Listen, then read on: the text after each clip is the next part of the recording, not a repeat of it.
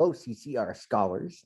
Welcome to Skill 8, which is analyzing graphs of quadratics.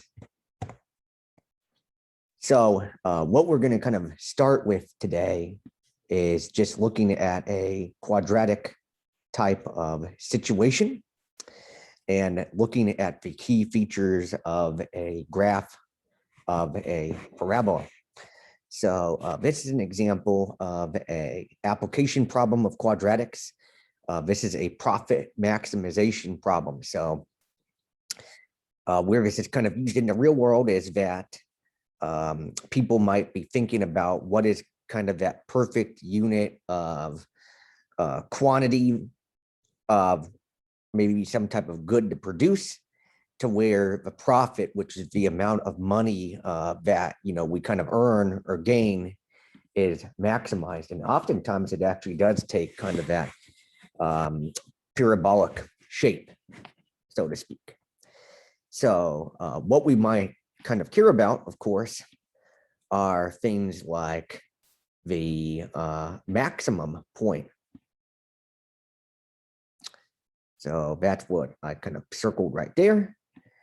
So I call this point the maximum.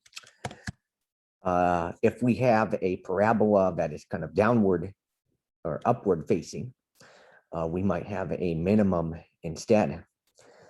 Another thing that we have is to kind of even help us find what that maximum is. There's an interesting relationship between what the maximum is and what we kind of call the axis of symmetry.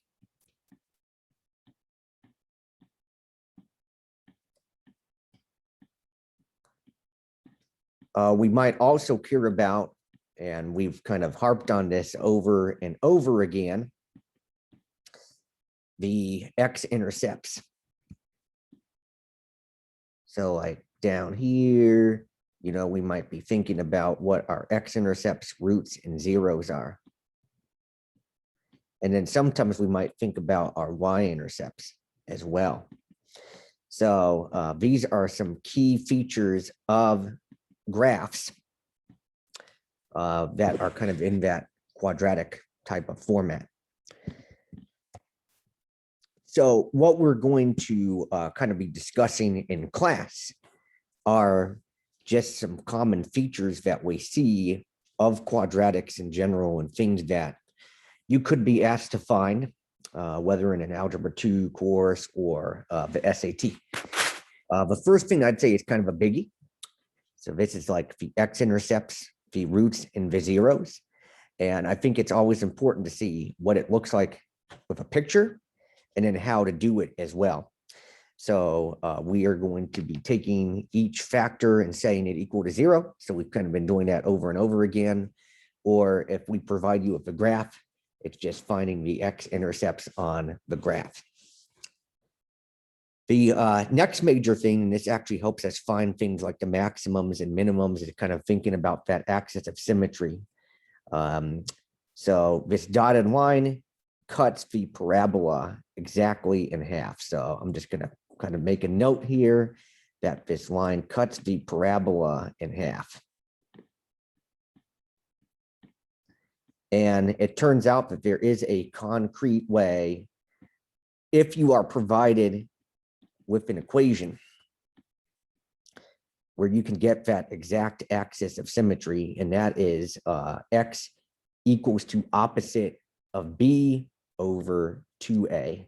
And this comes from your standard form quadratic equation, kind of in that ax squared plus bx plus c. And what you're going to kind of be doing here, if we want to actually find what that maximum and minimum value is, you plug in the x value of the axis of symmetry to find what the y value is. So where we kind of see that axis of symmetry meet the parabola, when we find that y value, that's going to kind of give us that maximum or minimum value of the parabola.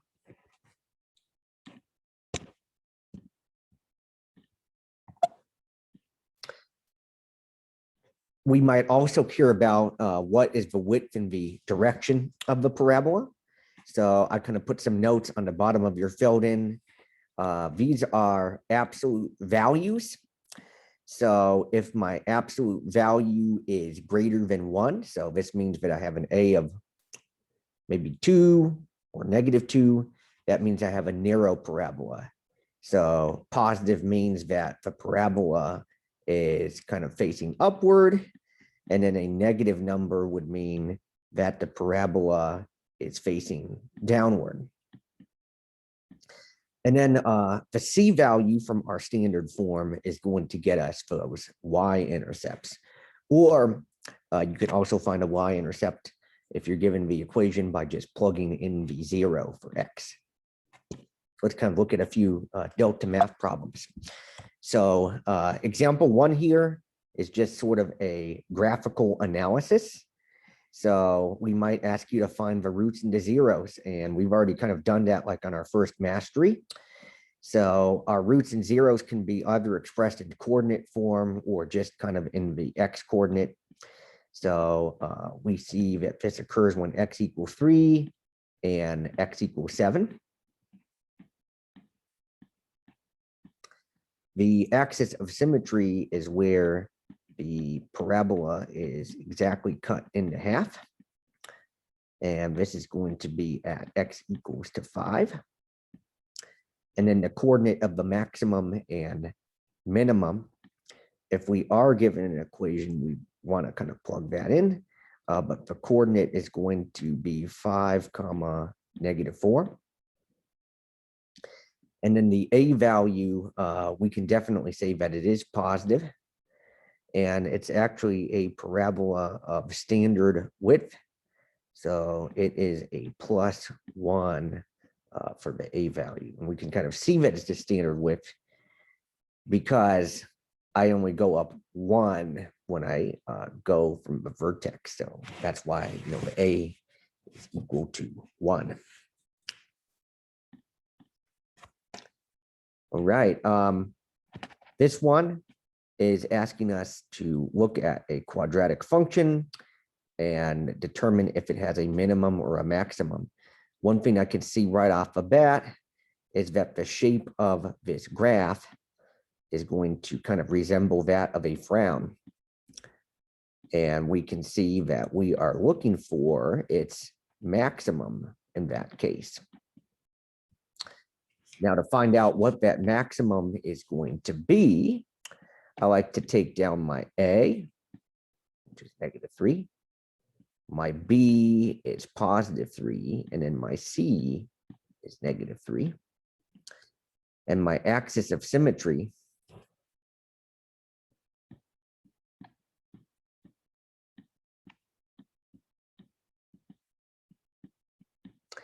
is going to be -B over 2A.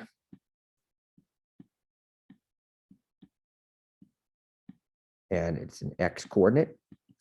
So this is going to effectively be -3 over 2 times -3. So that's going to be -3 over -6. Or effectively 1/2. We can also just call this like 0.5 as well. And I'm fine if you change this for decimal. They aren't calling for fraction. So I'm just going to kind of change that into a decimal. And then to find the y value of the max, we are going to plug in a 0.5. So this is why we have that f of x type of notation. So I'm going to do -3 times 0.5 squared plus 3 times 0.5 minus 3. And when we do that, this is going to be -0.75 when we enter that in our calculator, plus 1.5 minus 3 to get us a grand total of negative 2.25. So our final answer would be 0.5 comma negative 2.25.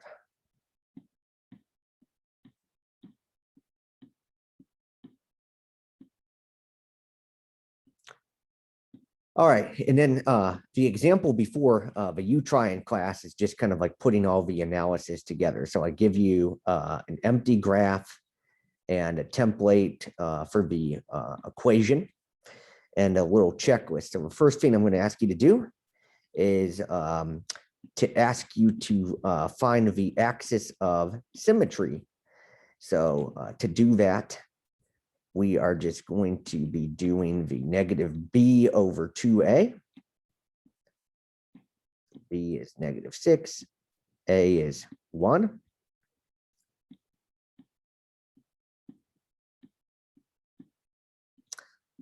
And we're going to say that the negative of negative 6 is just going to be 6 over 2 times 1. That's going to be 3.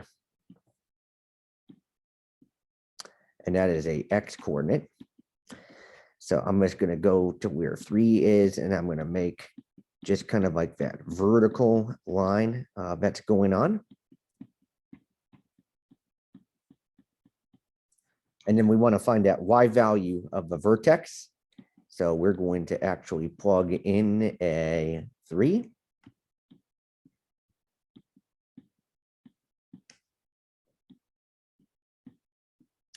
So I have 3 squared minus 6 times 3 plus 5. So that's going to be 9 minus 18 plus 5.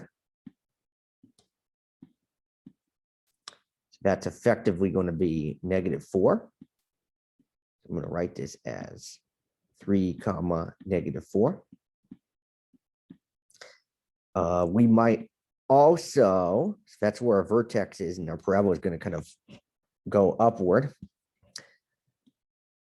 We might also want to be thinking about finding the roots, intercepts, and zeros.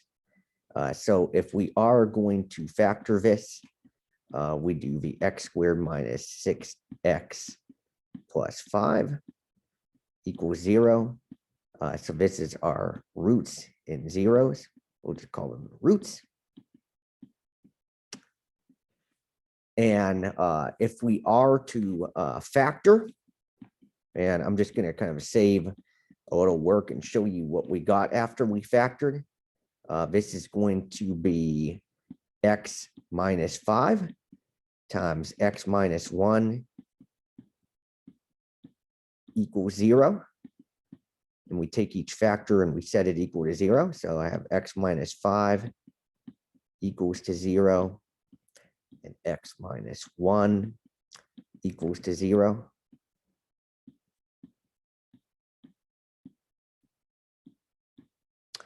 And these are my x-intercepts. And then one of the easiest things to do is actually just find the y-intercept, and that's always given by your c. And this is going to be a plus 5. And we have a good 4 points on here, so we can actually get a really good image of the parabola. So what I thought we would kind of be doing towards the end of class before the Delta math time would be to actually do a very similar exercise to what we just did. So during class, you will be given, another equation, and you will be asked to find all those things as well.